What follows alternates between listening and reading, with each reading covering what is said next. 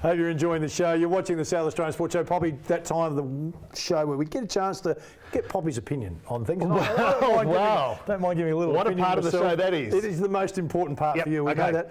Jarman Impey, of course, 21 years old, and a bit too much to drink. Okay, why mention his age, number one? He's just a professional footballer.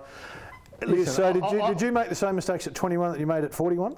Look, unfortunately I did, but I'm a rare case. I never grew up. But you know what? These players, and you know this more than any, these professional players, whether it be football or any other sport, are put through a process before they walk into their club. And it's made very black and white, and in this case teal, what you can and cannot do. Now I know boys will be boys, but come on, give me a breather. Give me a breather. I've had enough of footballers being on the front page for doing all the wrong things every single year. So is there too much focus on footballers? Because there'll be a lot of other 21-year-old kids that would have done the same thing. Well, they may be, but a lot of the 20... I think it's stupid. I'm not defending. I'm just saying that... But a lot of the other 21-year-olds aren't getting paid $150,000 and aren't representing a club that is a financial monolith. They are huge organisations, and their success is dependent on the reputation, both on and off the field of the players. So there are ramifications that are huge for the club. So therefore, the club makes sure that they dot every I, cross every T to make sure those players represent them on and off the field. And when you have instances like this, and sure it's an accident, but when you have instances like this, to me, give me a breather. Age is not an excuse. No, I don't think so. Because of the support he's got around him. Well, he's got massive support. Okay, let's talk about the support around him. I want to know where all the other blokes were that were at the party when it happened. Well, they weren't as stupid as to try to get to their car. They're probably sitting out the back or catching a taxi. Shouldn't they have got the keys off their mate to make sure he didn't get in the car? Don't we see enough ads to warrant that? I agree with that too. Now, I don't know the circumstances around him getting in the car. At the end of the day, the responsibility lies with him getting in the car. Sure, you want that support around him, but I don't know if he snuck off, I don't know. No, okay. I've got 3 daughters and they drink. They've got friends that drink. Sure. So we've spoken about it. And you don't drink. So you're a bit of a prude. You're not a great one to have this conversation with. Not a good one, no, because I'd be sensible. Because every time I go out and have a drink with you, you sort of frown at me and... Yeah, but it's 2 o'clock in the morning, I want to go home. Yeah, and I need you as a driver. You're having a great time. And you take the keys off me and throw them so I can find them so you can drink longer.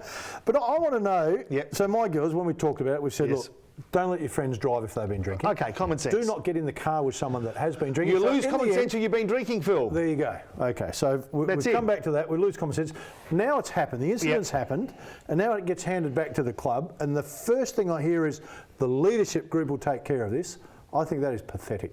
I'm sorry, I am over clubs saying the leadership will take care of it. What do the clubs do? What do we need a CEO? What do we need a football officer? So you think they're just passing the buck? Bloody oath they are. So abso-friggin-lutely. So do you, I wish you wouldn't swear like that, do you think that the leadership group has failed, is not as relevant as it once was, or do you think it shouldn't be involved in this particular area? It shouldn't be involved in this particular area. Okay, so the club makes the decision. So the players are involved with what's happening on the ground? Yes. Why are they now involved with an incident like this? Okay. So, it's brought the club into... And does it vary? Does it vary in the sense that, let me use an exaggerated example. I like doing this only because it proves a point. Say, for instance, it's leading up to the AFL Grand Final, and he makes a decision like this, where it could be one of their key players. Do they actually suspend him for a game and fine him at the expense of their own quest for personal glory and club glory? Because timing of these things is important too, and it's all very well pre-season. Everyone will have forgotten this by the time the season starts. They need to set an example now, but I think the example being set now is more for the reputation of the club than the benefit of the player. Yeah. Oh, well, they've made it, and I'll give credit to the club. He's got to attend some events where he has to go and see what's happened to people that have been involved in accidents and brain trauma. Now, I'm getting sick of this too. I've got to attend an event. I want to go and pat dogs and play with kids. Truly, just don't do it in the first place, mate. I agree with you. Don't do it you should be doing all those things anyway. I agree with you 100%. Don't do it in the first place. Right. I agree with that. Oh, that's okay. Needed some support from his teammates to make sure he can get in the car. And sometimes you can't do that, so it's not entirely So now the pressure's on the playing group or the leadership group to make a decision. So why isn't the pressure on the club? How qualified are they to make the decision? Or should they be in that position? Well, they shouldn't be in that position. That's what I'm saying. Why isn't the club making that decision? What has that got to do with the playing group?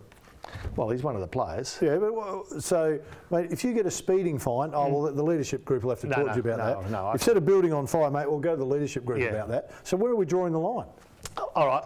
So it doesn't appear to be. Anytime we think there's the easiest deflection is, the leadership group will talk about that, and then we'll make. You know a what the decision. thing that stuck in the grill of me at the minute is the fact that he left the scene, right? Yep. He's scared. Well, he's scared. Okay, mate. I won't give too many details away, but I've been involved in some stuff as well. You leave the scene of the accident, right? Yep. And then when they finally catch up with him, they can't do a breath analysis of any kind, right? Now, to me, if they can't do that, mate, you're gone.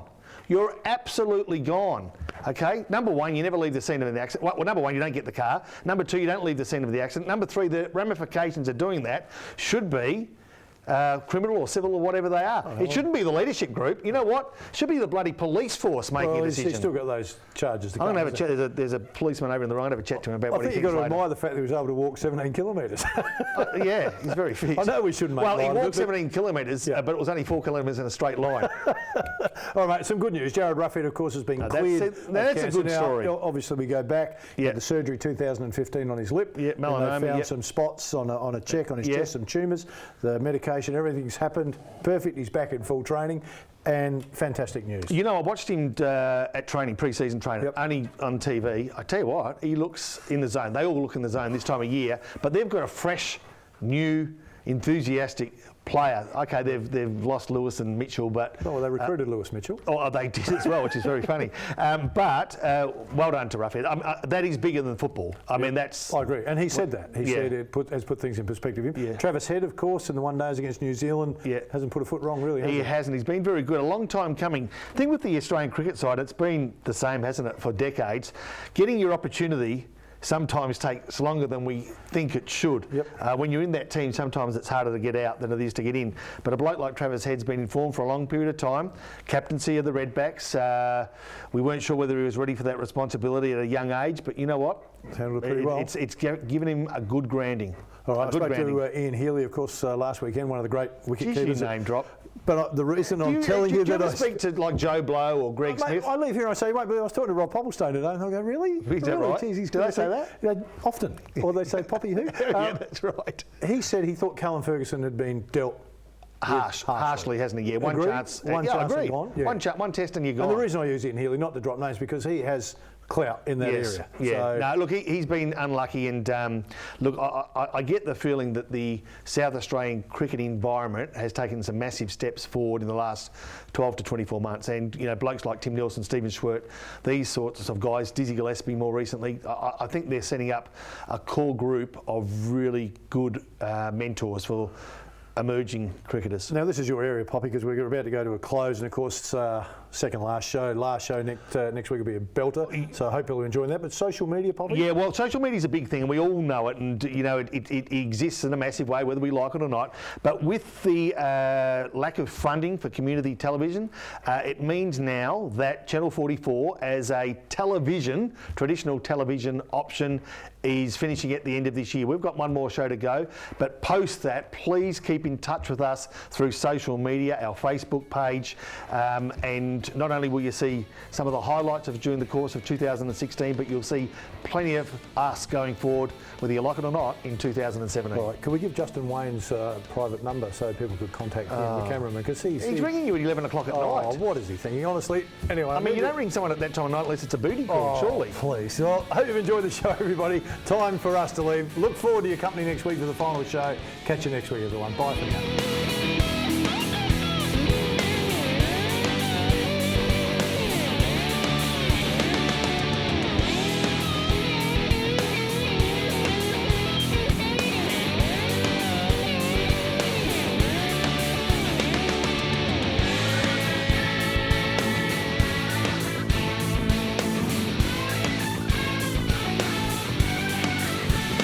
Welcome to the South Australian.